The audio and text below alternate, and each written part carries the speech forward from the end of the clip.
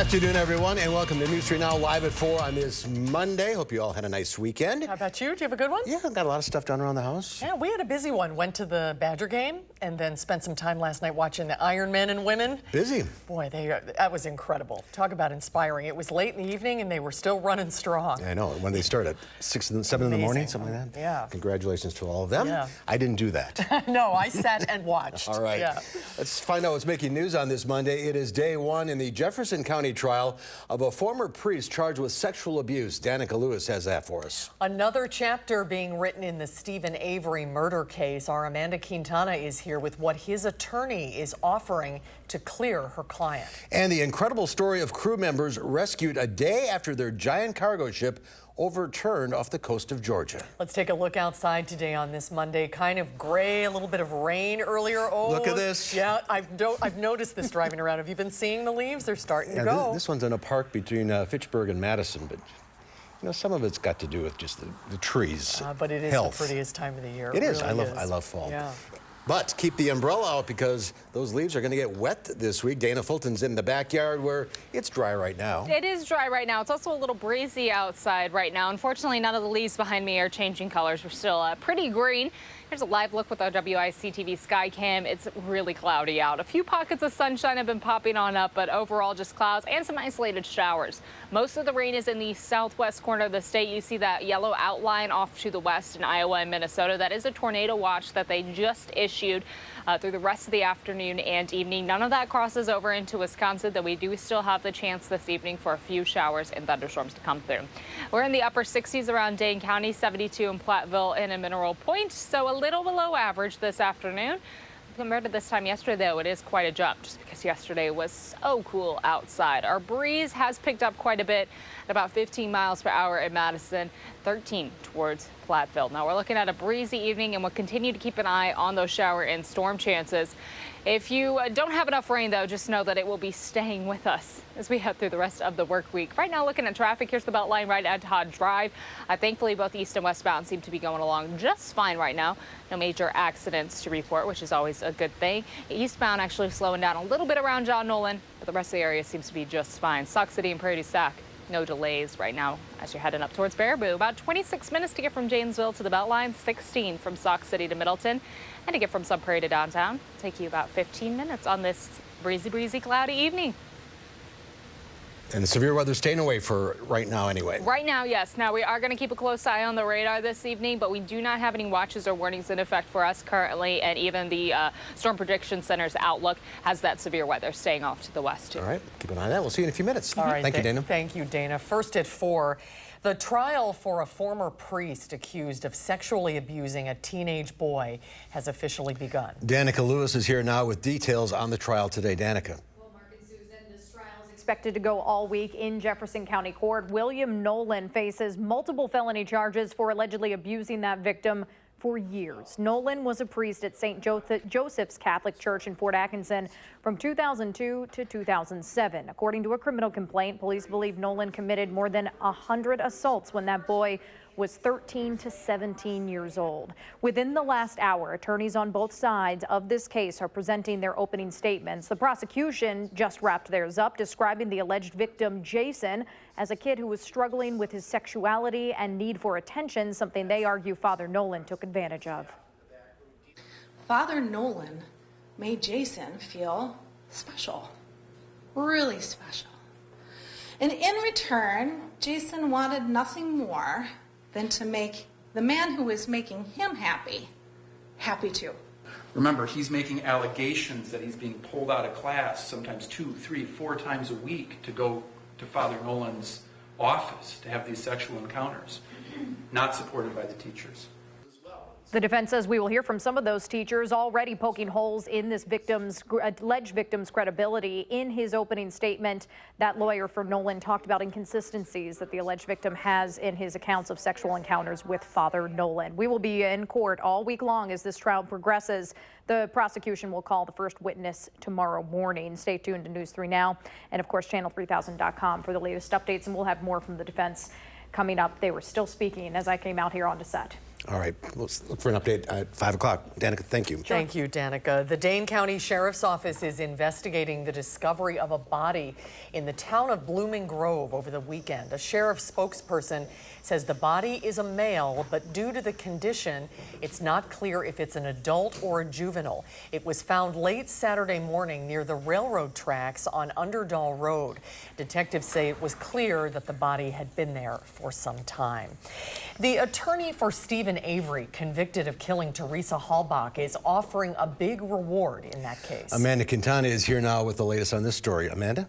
Yes, we all know Avery was the subject of a popular Netflix documentary on his murder conviction in the murder of Halbach, a photographer in northeastern Wisconsin. Kathleen Zellner, Avery's attorney who specializes in wrongful conviction cases, tweeted a news release this morning announcing the $100,000 reward for the arrest and conviction of what she calls the real killer of Teresa Halbach.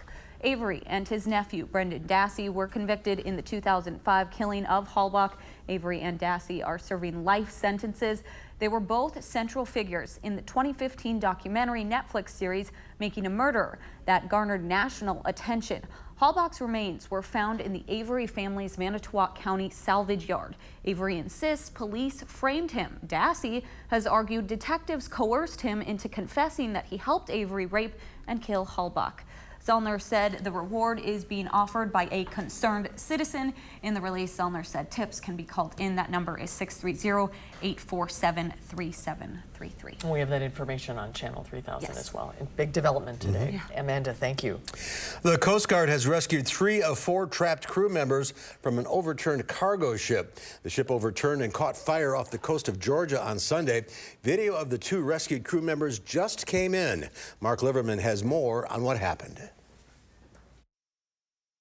Coast Guard teams cut holes in the side of the capsized Golden Ray cargo ship to reach 4 South Korean crew members trapped inside. Local residents watched from a nearby pier. It's scary. First of all, there's the immediate concern that we all have about 4 lives still being on board and hoping they're safe. Rescuers made contact with the crew and determined they are in the engine room by tapping on the hull of the ship.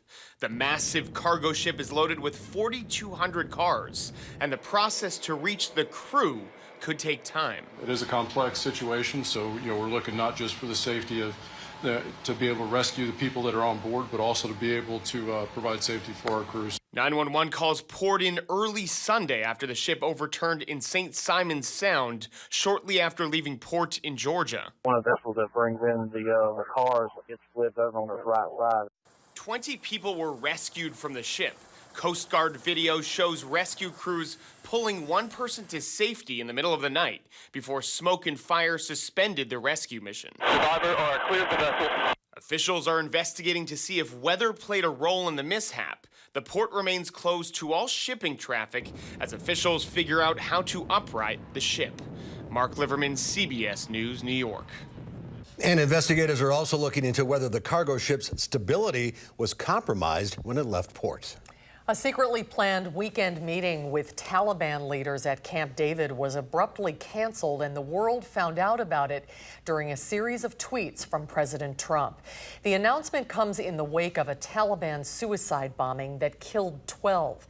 In a statement, the Taliban says the canceled talks will damage America's reputation, unmask its anti-peace policy to the world even more, and increase its loss of life. Some members of the president's own party objected to inviting the Taliban just days before the anniversary of the 9/11 terrorist attacks.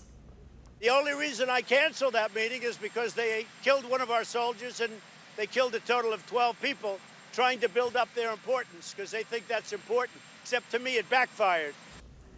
President Trump says he would still like to pull out of Afghanistan, but only if it's the right time. President Trump presented the Medal of Valor to police officers who responded to the Dayton, Ohio shooting last month and honored civilians who responded to the scene at the shooting that same weekend in El Paso, Texas.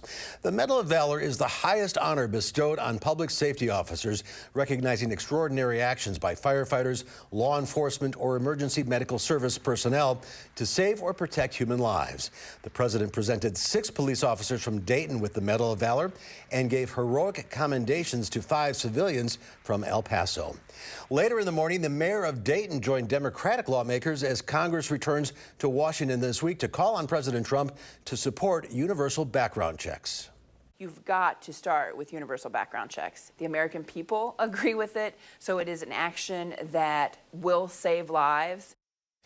Nan Whaley says she's hopeful Congress will act, but she won't be surprised if it doesn't. She joined Democrats on Capitol Hill to demand the Senate take up the universal background checks bill that the House has already passed.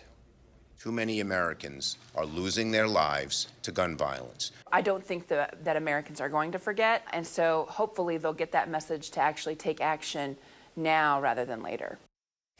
In a radio interview last week, Senate Majority Leader Mitch McConnell said he'd bring any gun safety bill to the Senate floor as long as it has the president's support. If you have a ticket to fly on British Airways today or tomorrow, chances are your flight is canceled. A pilot strike has shut down the airline.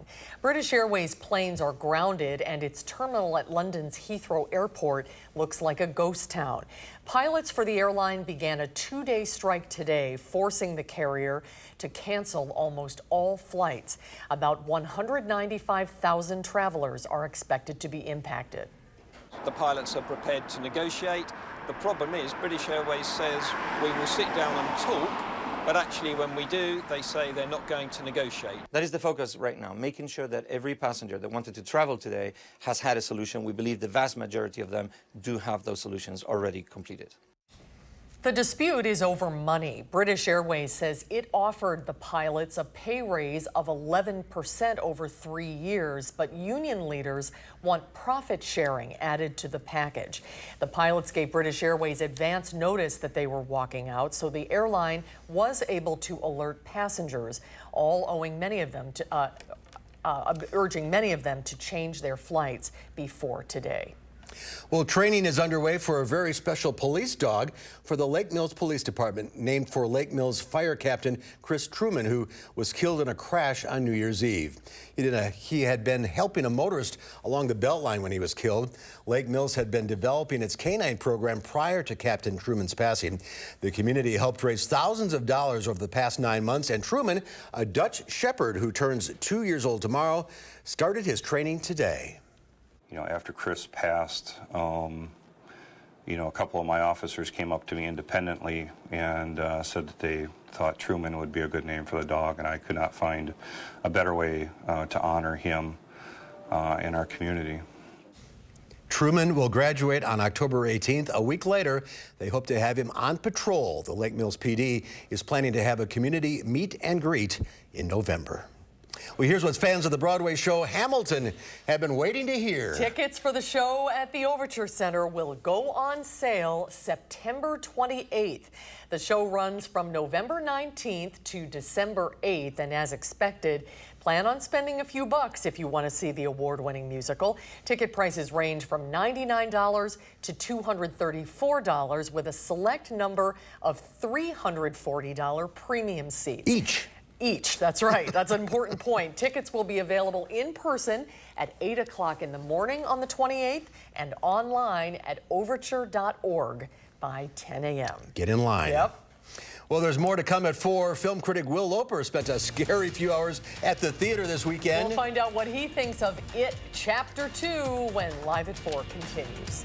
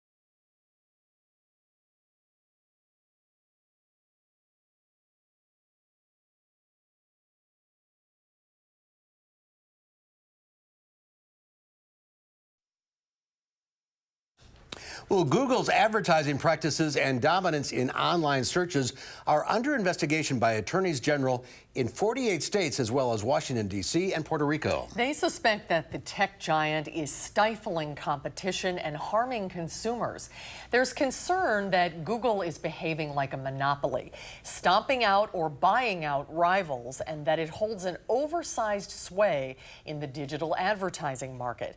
The attorneys general say small businesses with smaller advertising budgets lose out, and so do small states whose residents rely on products and services that they find online.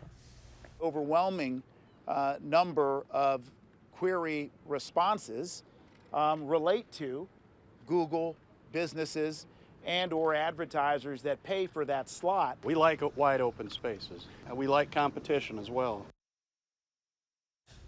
Both tech companies are already being investigated by the U.S. Justice Department. Both say they will work with state officials on their concerns. Stocks ended the day with very little change. The Dow Industrials added 38 points, closing at 26,835. The Nasdaq lost 15, and the S&P 500 ended a three-day winning streak with a fractional loss.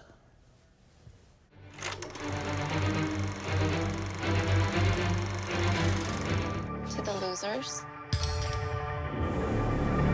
We made an oath. I swear. If it isn't dead, if it ever comes back, we'll come back to it. We didn't stop it. Pennywise. The clown.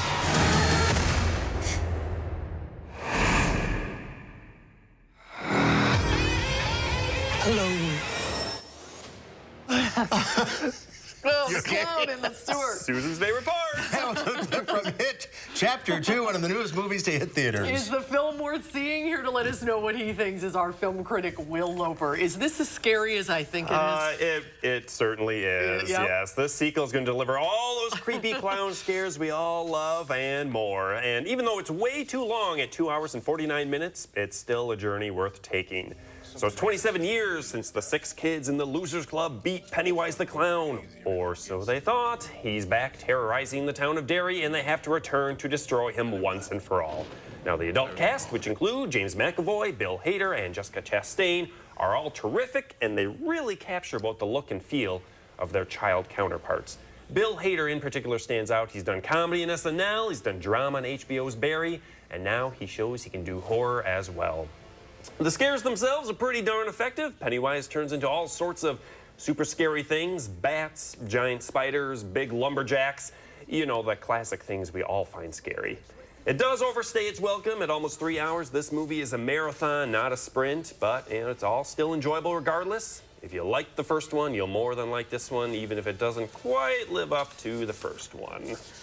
I haven't seen the first one, and I'm not going to see this one. That's a good question. Do you need to see the first one? You really do. I mean, there's a lot of history with the kids and things they reference that you need to see the first one. 3 hours. Does it sustain for 3 hours? It is a little long. I was never bored, but there are certainly parts where I'm like, they could have cut this out, or the pacing could have been a little quicker here. It really didn't need to be that long. But it was entertaining. Entertaining, And yeah. what a cast. Wow. Wow. Yeah, I know. Bill Hader, Jessica Chastain, James McAvoy, they're all fantastic. So what's the rating? Give us one 3.8. Stephen King's out of 5. You know, we have his brain to thank for all of this. So is there going to be a Chapter 3? I don't think so. No spoilers. No, but you never know. It made a lot of money, so. Yeah. That's the key in Hollywood. Yeah, that's exactly. All right, so next week. We've got Hustlers. A group of strip club employees turn the tables on their Wall Street clients. All right, have a good week. Yep, you guys too. See you next Monday. Thanks, Will. We'll be right back. You're watching News 3 Now, live at 4.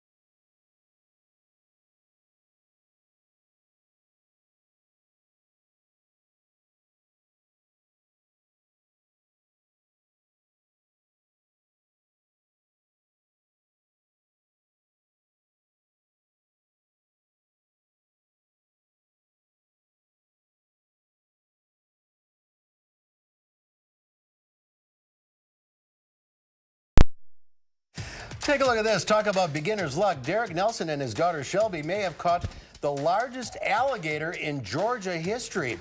It was his second time gator hunting and her first. The possibly record-setting event occurred earlier this month in the lake some 200 miles southwest of Atlanta.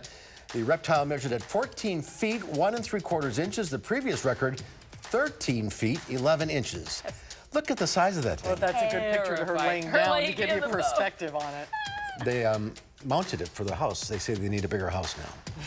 I don't know how I feel about that. No. A wild show lit up the sky in Washington state, and it certainly was shocking.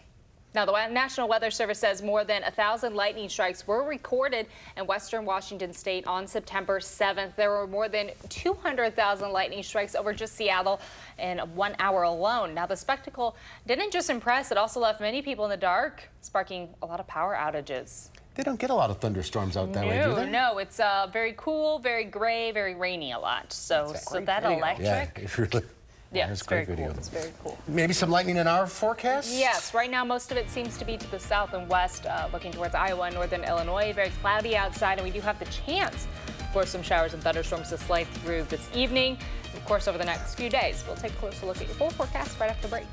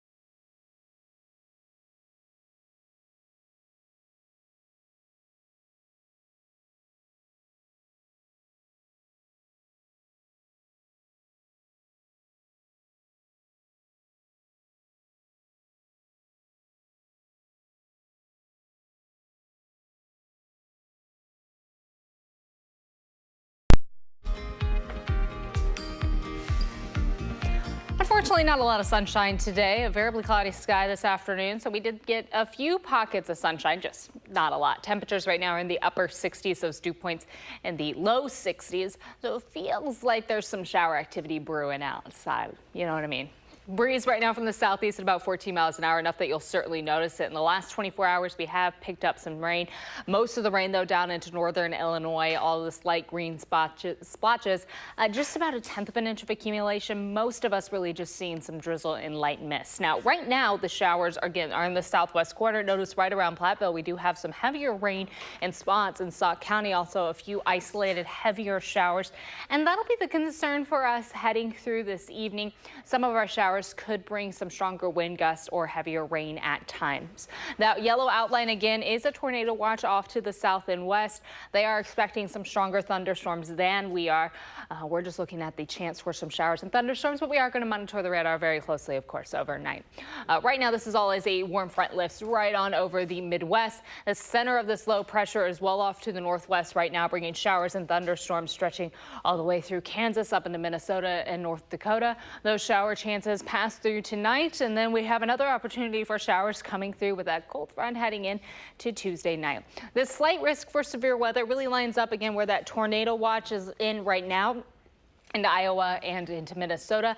The western edge of Wisconsin, we may see a few stronger thunderstorms. Like right now, we have some heavier rain in Grant County and in Sauk County, but most of that severe threat is staying off to the west, where it is a little warmer, where that warm front is starting to cross on over. Again, our temperatures still in the upper 60s around Madison. This marginal risk, there's the chance for showers and thunderstorms sliding through the rest of this evening. For Tuesday, chance for showers early in the day, and then the real severe potential bubbling in later on at night.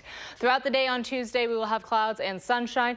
Our breeze coming from the southwest throughout the afternoon and evening. The chance for showers and thunderstorms will develop again at night and come through for Wednesday. Wednesday, we're looking at another chance for showers and thunderstorms. As you can see, the wind converging there. That front stalls over and puts us in quite an unsettled pattern for the rest of the work week. So yes, keep the umbrella on hand.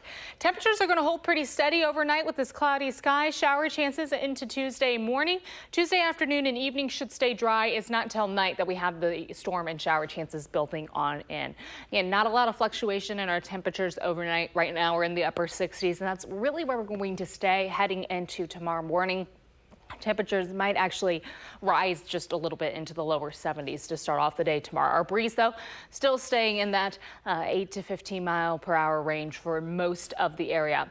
We're looking at a chance for showers and thunderstorms developing overnight. Again, temperatures for our overnight lows close to the upper 60s, but really steadily rising by tomorrow morning. In the afternoon, after that warm front lifts on over, it's going to be pretty warm outside. High temperatures will be in the middle 80s, quite a bit above average and quite a jump from today. Variably cloudy again, the chance for some showers early in the day, and then another chance for storms developing at night heading into Wednesday. We have shower chances for Wednesday and Thursday. Temperatures stay quite warm for the middle of the week with that front stalled overhead. And then we drop a little closer to average by Friday and the weekend. Friday and Saturday will bring us partly sunny skies. We don't have a threat for showers either day, which will be a nice end to the work weekend start to the weekend. However, the second half of the weekend on Sunday is going to bring another chance for showers and thunderstorms to come on in. To wrap us up for the weekend and heading into the following week. But 84 is quite a jump from where we are today, and a little warm for the middle of September. Well, the temperatures look nice. This time of the year, we have a tendency to kind of go off a cliff all of a sudden, but it looks like it's nice and gradual. It's going to happen eventually. We're going to have that drop. We'll say, what happened to the 80s? Where did it go? So yes, enjoying the 70s and 80s right now, definitely a good idea. And the AC is going back on. It is, yes. I flicked mine on yesterday, actually, in preparation for the week. So. Get it cooled down. Get it cooled down, get the house cool, get everything nice and chilly. That meant last night when it was cold, though, I was all bundled up. Yeah. Yeah. All right. Enjoy the 80s, as you say. Thanks, Dana. A 9-year-old girl who had both legs amputated walked the runway at New York's Fashion Week. Daisy Mae Dimitri was chosen to walk the runway after a designer saw her modeling in London. Jerika Duncan spoke with Dimitri about fulfilling her dreams and inspiring others. You were awesome going down that runway. How does it feel? I felt proud of myself. Daisy Mae Dimitri was a natural at New York Fashion Week. Dimitri was born in Birmingham, England, with a rare condition that required both of her legs to be amputated. But that hasn't stopped her. Here she is strutting her stuff earlier this year at London Kids Fashion Week, where she even broke out a cartwheel. Daisy's a special, unique child, and doing stuff all the doctors told me would never really be possible. Daisy May's father, Alex, says his daughter's blossoming modeling career came seemingly by chance. It just so happened on the TV, pops up a disabled modeling agency, so I put the idea to her. So what did you say to her? Do you want to be a supermodel? And what did you say? Yes. We had an instant connection. Designer Eniku Hegedish-Biron took notice. Daisy May is now a brand ambassador for her Lulu at Gigi clothing line. I want people to see that beauty is not one-sided. It is a multifaceted thing. What advice do you have to children like yourself? Just never give up and just do what you can do. Jerika Duncan, CBS News, New York. Wow. Pretty inspiring, isn't it? It is. Daisy May will represent Lulu at Gigi again later this month. This time at the Paris Fashion Week, where she'll model at the top of the Eiffel Tower. That's incredible. Good for her. Well, coming up next, a new study shows pregnant women are more at risk from high blood pressure than earlier suspected. And then coming up tonight on News 3 Now at 5, as fire departments across the country struggle with recruitment and retention, we're asking Baraboo's fire chief what he's doing to keep the community safe.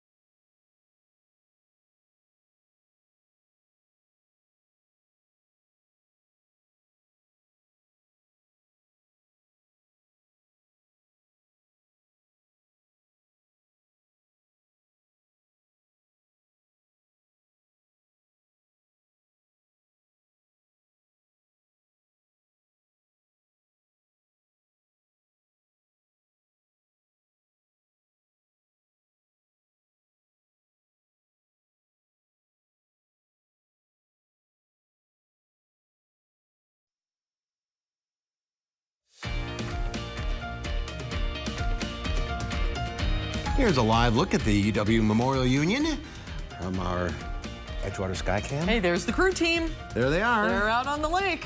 When did practice start? Today. First practice today for the men. They're out on the water. Well, new research reveals a big increase in high blood pressure among pregnant women. As Chris Martinez tells us, the condition can pose a major health risk for both mom and baby. Chanel Bradley is diligent about checking her blood pressure. Now pregnant with her second child, she developed hypertension during her first pregnancy. The condition caused Chanel to deliver far earlier than expected. My first daughter came 6 weeks early. She was 3 pounds, 5.5 ounces, and stayed in the NICU for about 3 weeks. Chanel is among a growing number of pregnant women in the U.S. battling high blood pressure. New research in the journal Hypertension finds the cases of women with high blood pressure when they become pregnant or who have it diagnosed in the first 2 trimesters has seen a 13-fold increase over the past 4 decades. The study defined high blood pressure as a reading of 140/90 or higher. Dr. Amy Stoddard from UCLA Health says the increase is largely due to more women becoming pregnant later in life and warns the condition can cause serious health risks, including kidney failure, stroke, and increased risk of stillbirth. Pregnant women with high blood pressure require extra prenatal care. More ultrasounds to check to make sure that the baby is growing appropriately, and then, additional monitoring of the pregnancy as you get into the 3rd trimester. Chanel now takes daily medication and keeps a close watch on her blood pressure. She encourages other moms-to-be to do the same. Chris Martinez, CBS News, Santa Monica. The study was published in the journal Hypertension. It also revealed that high blood pressure during pregnancy affects black women at more than twice the rate of white women. Interesting. Well, we're taking your medical questions today for Dr. Zorba Pastor. If you have a question, the number to call is 270-9933. Zorba is in his office in Oregon. Hi, Zorba. What are we talking about today? We're going to talk about how to prevent falls and how important that is for everybody.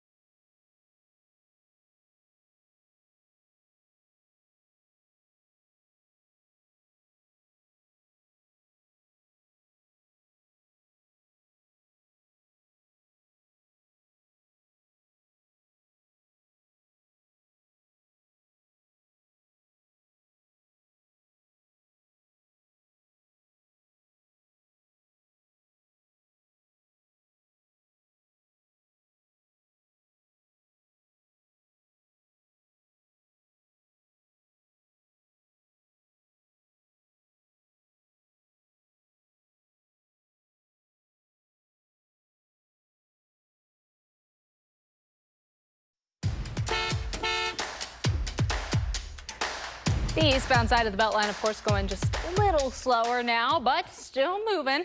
All lanes of traffic still moving, actually. Westbound side looks much better than the eastbound side currently. As we look throughout Dane County, thankfully, no accidents to report as far as your speeds are concerned along the Beltline. The eastbound down to 20 miles per hour. Westbound side, though, still cruising along in the 60s. The Isthmus, we don't have any major delays at this time, actually. And around Prairie City, or Sauk City and Prairie du Sac, there are a few delays right now. Just more folks getting on the roads, no accidents to report. 27 minutes to get from Jaysville to the Beltline, 17 from Sauk City to Middleton, and the drive from Sunbury to downtown's gotten just a little longer. It'll take you about 21 minutes this evening. That's a quick look at traffic. All right, Dana, thank you. 22 years ago, a man named Winter, that's his full name, set out to visit every Starbucks in the world. He started at his local Starbucks in Plano, Texas. At the time, there were 1,500 Starbucks. He figured he could hit them all up eventually. Trouble is, there are now over 30,000 Starbucks in the world. Winter has visited 15,061 to date, including all the stores here in Dane County. Winter realizes he's never going to hit all 30,000, but at this point, he's committed. He's got to keep going. He's a young guy. He'll probably get them all done. That's a lot of coffee. Well, we're taking your calls for Dr. Zorba Pastor at 270-9933. We have 2 calls open today if you'd like to talk to Dr. Pastor. He joins us from his clinic in Oregon. Hi, Zorba. Hi, good to see you. Good to see you too. While we're waiting for a couple of the calls to clear, tell us about the Only Leaves Should Fall conference. I understand you're doing the keynote address. What's it about? Exactly. I am lucky to do the keynote address. It turns out falls are a major cause of injury. In fact, if you add up in Dane County, if you add up the number of people who are killed by suicide and murder, as an example, more people died from falls over the last few years than died from all that violence. So in other words, falls are the most likely thing to actually injure you, not somebody else, not a gun. It's falling off a ladder, falling in the house, and we're going to give tips on Only Leaves Should Fall. How to basically look at your house and adult-proof it. Not child-proof it, but adult-proof it to keep those adults from falling. What to do, for instance, in the bathroom with grab bars, what to do about things such as throw rugs, what about ladders, what about safety. And it's all in the name. Only Leaves Should Fall. It's going to be a great conference, and we hope that we're going to get a bunch of people to show up. I've done this for a couple of years now, and I'll tell you something. I think every time I do it, people are amazed on what they can get out of that and what they can learn to make their house and where they live safer. Good advice. All right, looking forward to that. Let's get to the calls. We'll start with Kathy in Janesville. Hi, Kathy. Hi. Hi, what's your question? Good. What's your question? So I have to have a blood test, and I'm petrified of needles. And how long would it take to lower my cholesterol, and could I do anything to speed it up? So first of all, you need to have a blood test for your cholesterol, and then you want to get your cholesterol under control, right? Is that right? Yep. Kind of two different things. So first of all, what a lot of people do you faint when you have your blood drawn? Yes. Okay, so very important thing, when you go and you have a blood drawn, a number of people do faint. First thing you want to do is you want to say, I'm a fainter, I want to lay down. So you lay down flat.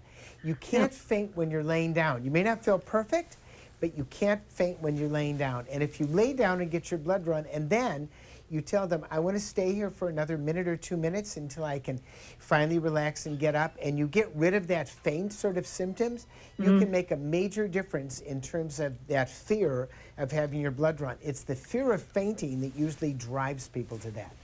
Now, as far as getting your cholesterol under control, it's a Mediterranean diet that makes a difference. It's exercise that makes a difference. Those are things that make a difference. And of course, if that doesn't work, there are drugs such as statins that really do make a difference.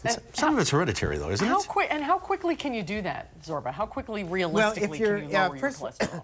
First of all, if you're on a diet, it's probably about 3 or 4 months. You really want to make a difference. It's not a few weeks. It's probably, I would say, if I put somebody on a diet, I'll say, come back somewhere between 3 and 6 months. Let's look at it again. Unless it's in the, emergency danger, cholesterol that's maybe 350 or something like that. If you're on a medication, it generally takes anywhere between 3 and 6 weeks. So medication is quicker. Diet is there, but once again, it's really a lifestyle change that really helps. Okay, got to keep track of it. Let's go to Sylvia in Madison. Hi, Sylvia. Sylvia, you there? Yes. What's your question? I'm 68, and my right knee is bothering me more and more. It gets sore. I take Anacin or lately Aleve for it, I'm wondering when I should consider knee replacement and or any steps in between. Oh, sure. First of all, very, very good question. Generally, you do knee replacement when everything else fails. And so everything else fails means either an anti-inflammatory taken on a regular basis. If you can tolerate 2 Aleve twice a day, is an excellent over-the-counter anti-inflammatory that really can make a difference. And the second thing that's really important is physical therapy and exercise. Time and time again, people do not do enough exercise for their knees. And what you want to do is go to a physical therapist who knows what they're doing, ask your doctor, have 1 or 2 visits to learn how to exercise, and do it once a day or twice a day for 12 weeks. Then you'll find out. If after 12 weeks you're not any better, then generally I would say often having knee replacement is going to make a difference. But a lot of people do exercise maybe for a week or 2 and they say, I'm not any better. It generally takes anywhere between 8 and 12 weeks if you have arthritis to really get it to sink into that body and make your knee better. All right, let's go to Ellie in Madison. Hi, Ellie, what's your question? Yes, I recently took a fall in my kitchen. I have carpeting everywhere else, but it's cement with hard tile over it. And I injured my back again. Wow, wow. That can be very, very dangerous. Very dangerous. Do you have any throw rugs in your kitchen? No, and the one that is at the sink is got some stuff under it so it doesn't slip. You've got to make sure if you've got a throw rug that it's really totally sealed down in there. Better not to have any rugs in the kitchen, and best to keep that kitchen dry. Once again, only leaves can fall. That's where we give lots of tips on try to help people quit falling. Important advice. All right, Zorba, we are out of time. Thanks to everyone for calling in. Thank you for your time, Zorba. We'll see you next time. See you. Good to see you. We'll be right back with a final check of your forecast.